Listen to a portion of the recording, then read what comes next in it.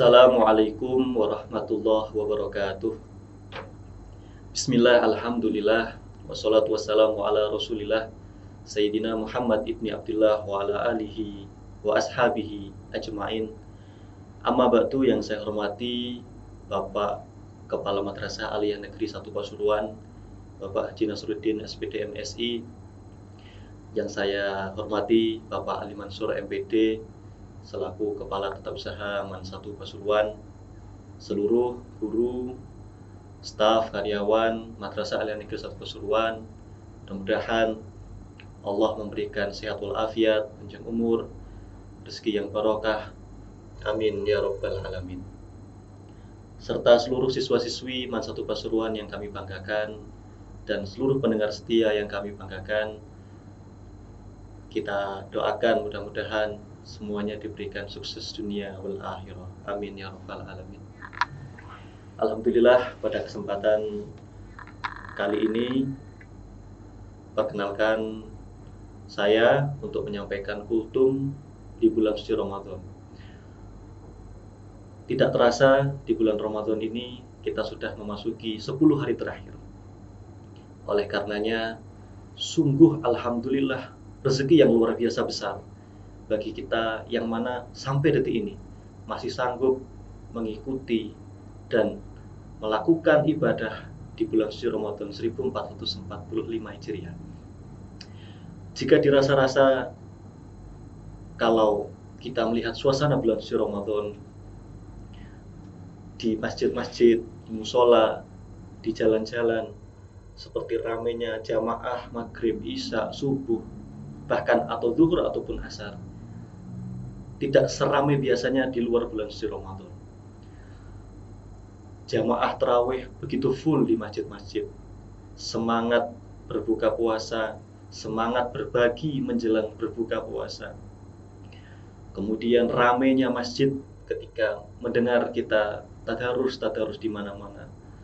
Saat-saat seperti ini, rasa-rasa seperti ini yang adem, yang sejuk, kalau orang itu merasa hatinya berbahagia mengikuti bulan suci Ramadan, tentu orang itu akan berharap seterusnya bahkan 12 bulan full itu menjalani bulan suci Ramadan.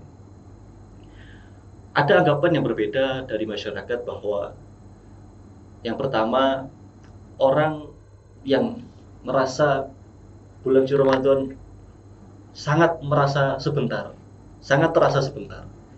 Yang sudah mendekati hari raya ini kayak baru kemarin sore mengikuti bulan suci Ramadan. Ternyata sekarang sudah tinggal beberapa lagi kita Idul Fitri. Sedih bukan main karena merasa masih belum apa-apa ibadah yang dilakukannya. Ada anggapan yang lain bahwa kok nggak selesai-selesai Ramadan ini?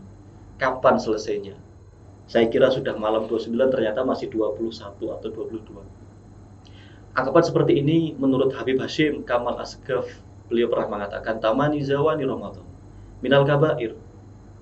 Orang yang berharap selesai cepat di bulan Ramadan, tentu ini merupakan dosa besar. Kenapa? Karena ketika bulan Ramadan ini ada dan masih ada, maka di bulan itulah rahmatnya Allah deras-derasnya turun, pahalanya Allah deras-derasnya turun bagi kita yang memaksimalkan bulan suci Ramadan. Maka kalaupun orang itu berharap selesai bulan Ramadan lebih cepat, maka sama saja dengan menyegerakan selesai derasnya rahmatnya Allah itu selesai atau putus.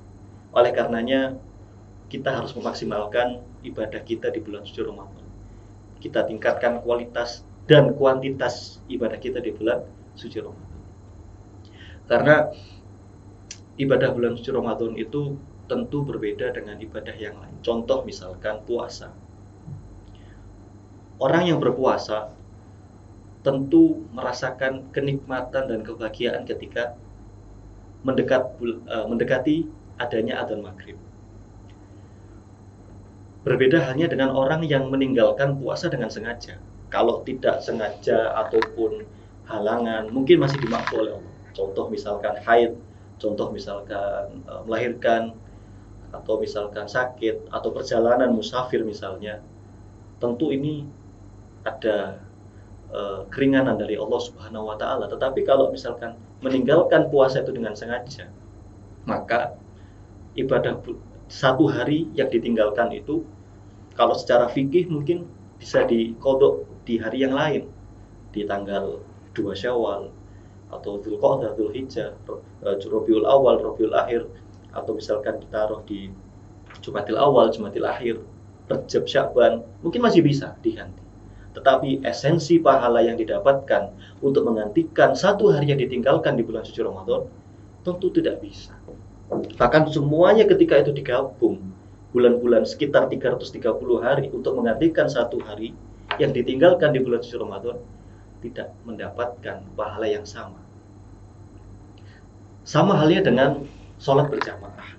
Sholat berjamaah yang kita tinggalkan tentu berbeda pahalanya dengan mereka yang sholat berjamaah.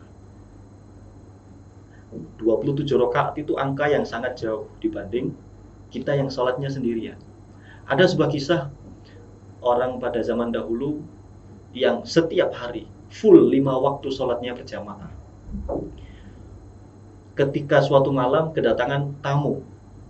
Tamu ini datangnya menjelang Isya, yang mana membuat si orang yang istiqomah melakukan sholat berjamaah di masjid harus rela meninggalkan sholat berjamaah yang ada di masjidnya. Akhirnya tamu tadi pulang, sehingga orang tadi mencari ke masjid ada orang atau tidak ditemukan satupun. Dan ketika ditanya, ketika ketemu orang di jalan atau di mana, mereka sudah mengatakan sudah sholat Isya berjamaah semua. Akhirnya orangnya bingung. Orangnya bingung bukan main, karena menyesal tidak sholat berjamaah. Walhasil sampai mau tidur dia masih kepikiran, karena apa? Meninggalkan sholat yang biasanya dilakukan, yakni sholat berjamaah. Sampai akhirnya dia tertidur, kemudian dia mimpi. Apa yang ada di mimpinya? Mimpinya dia sedang berkendara memakai kuda, melihat gerombolan orang-orang yang ada di depannya jauh sekali. Dia memakai kuda, dia pacu kudanya, dia sentak-sentak kudanya, tidak akan bisa mengejar orang-orang yang di depannya. Akhirnya ngobrol sama orang yang di depannya. Kok bisa saya tidak bisa mengejar kamu? Sedangkan kuda yang saya kendarai ini sudah saya cambuk berkali-kali. Kata orang yang ada di depannya, tidak akan bisa kamu melakukan pengejaran ibadah yang kamu lakukan ketika sendirian dengan ibadah yang dilakukan oleh orang yang berjamaah. Akhirnya dia bangun. Ketika dia bangun, orangnya ini langsung melakukan sholat berjamaah sholat Isya sendiri dikali 27 supaya sama dengan derajatnya orang-orang yang sholatnya berjamaah meskipun satu kali. Akhirnya sholat Isya 4 kali dikali 27 kali. Ternyata isi yang dilakukan atau kegiatan sholat Isya yang dilakukannya ini tidak mampu mengejar mereka yang sholatnya berjamaah. Oleh karena itu hadirin wal hadirat pendengar yang setia Man Satu Pasuruan, mari kita tingkatkan ibadah kita di bulan suci Ramadan ini, karena deras-derasnya rahmatnya Allah turun harus kita maksimalkan dengan baik. Mudah-mudahan kita bisa bertemu di bulan suci Ramadan yang akan datang, karena tidak ada jaminan kita masih bisa menemui bulan suci Ramadan. Tidak ada jaminan. Kalau Ramadan yang akan datang, pasti akan datang lagi. Tetapi untuk kita menemui bulan suci Ramadan, tidak ada jaminan. Tidak ada yang menjamin. Karena misalkan, kok jatah saya ya Allah, usia saya ya Allah, memang ini Ramadan terakhir buat saya. Kita semangat harus berdoa, mudah-mudahan kita semuanya husnul khatimah. Husnul khatimah, husnul khatimah.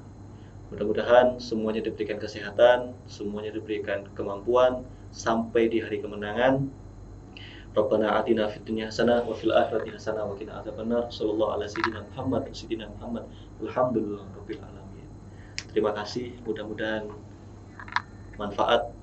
Wallahul muwaffiq ila aqwamit thoriq. Wassalamualaikum warahmatullahi wabarakatuh.